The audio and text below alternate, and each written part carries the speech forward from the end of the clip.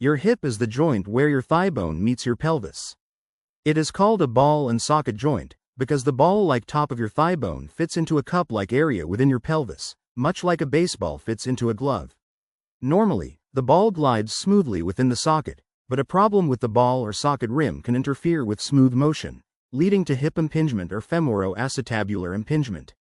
It is believed to be a major cause of early osteoarthritis of the hip, particularly in those under age 40.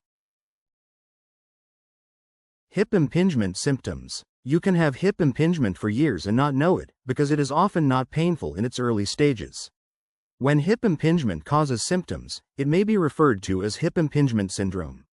The main symptoms are pain in the groin, especially when walking or flexing the hip, and decreased range of motion in the hip.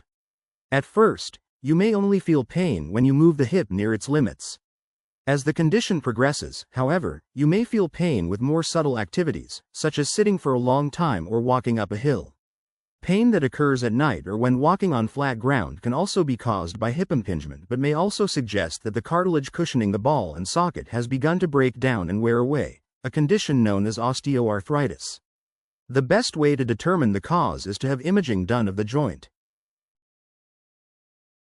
Hip impingement causes. There are two main causes of hip impingement: a deformity of the ball at the top of the femur. If the head is not shaped normally, the abnormal part of the head can jam in the socket when the hip is bent. This may occur during activities such as riding a bicycle or tying your shoes. A deformity of the socket. If the front rim of the socket sticks out too far, the area of the thigh bone just below the ball, called the neck of the femur, may bump into the rim of the socket during normal hip flexion movement. In some cases, there is a problem with both the ball and the socket. Other problems that can cause hip impingement include conditions such as Legg-Calvé-Perthes disease, a disease in which the ball part of the hip joint doesn't get enough blood, which causes the bone to die. Slipped capital femoral epiphysis, a separation of the ball from the thigh bone at the upper growing end of the bone in adolescence. It is more common in children who are obese. Coxa-vara, an unusual condition in which the thigh bone and ball do not grow at the same pace in children. This discrepancy leads to deformity of the hip joint. Hip impingement tests and diagnosis. If you have symptoms of hip impingement, your doctor can diagnose the problem based on your description of your symptoms, a physical exam, and the findings of imaging tests. These tests may include one or more of the following: X-ray, a test that produces images of internal structures on film. X-rays can show irregularities in the shape of the ball or top of the thigh bone or excess bone around the rim of the socket. Magnetic resonance imaging, a procedure that uses large magnets, radio waves, and a computer to produce detailed pictures of tissues inside the body. An MRI can show fraying or tears of the cartilage, including that which runs along the rim of the socket. CT scan, a technique that combines special X-ray equipment with sophisticated computers to produce multiple images or pictures of the inside of the body.